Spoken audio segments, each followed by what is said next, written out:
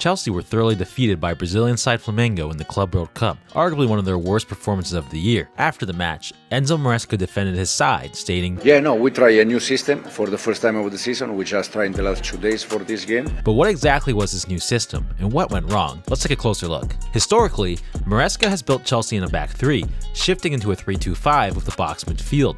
He prefers having 4 central midfielders to overload the middle of the pitch. This time, however, Maresca went with a 2-4-2-2, essentially a 4-2-2 structure, which still features a box midfield, but with 2 strikers up top. In this shape, the wide spaces are left more vacant, as there's no natural player responsible for holding the width at all times. This demands constant wide rotations, and when executed well, it can be extremely difficult to defend against. The issue? Chelsea lacked fluidity in rotation. They were extremely rigid. Flamengo defended in a narrow, compact 4-4-2, much like many teams do when facing possession-heavy opposition. They were able to match Chelsea's 2-4 build-up shape quite easily. Their 2 strikers and 2 wingers formed a tight box, denying central progression while matching up against Chelsea's wide players. Palmer and Enzo Fernandez were tightly marked by Flamengo's 2 central midfielders. Their back 4 covered Chelsea's 2 forwards and acted as a security blanket for any passes slipped through the lines. Chelsea's biggest problem was their inability to disorganize Flamengo's defensive block. Caicedo and Reece James, particularly Reece James, who is not a natural number 6, were static in their positioning, offering no dynamism to manipulate their press. In this clip, Cucurella receives the ball wide, and Neto does a great job penetrating to the space. Cucurella just needs to play a first-time pass, either into Neto or centrally, but he chooses neither. In another clip,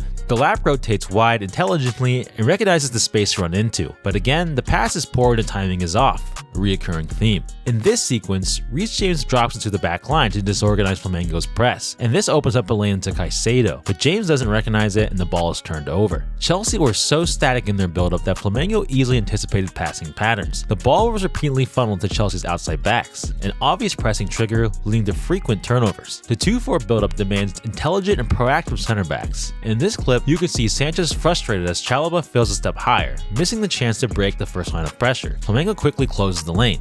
Here, Palmer checks into space and receives a forward pass, but instead of simply laying it off to James, he hesitates and the attack stalls. You can see what Maresca is trying to instill, but the execution just isn't there. This next moment is one of the few bright spots, reminiscent of De Zerbi's Brighton when Caicedo played there. Cowell finds Enzo, who quickly lays it off to James, breaking Flamengo's press. Chelsea finally have numbers forward and create a promising attack. Unfortunately, moments like this were really rare. As the game wore on, Chelsea resorted to going long, with Sanchez losing confidence in his teammates' ability to play out from the back. So what do you make of Maresca's switch to the 4-2-2?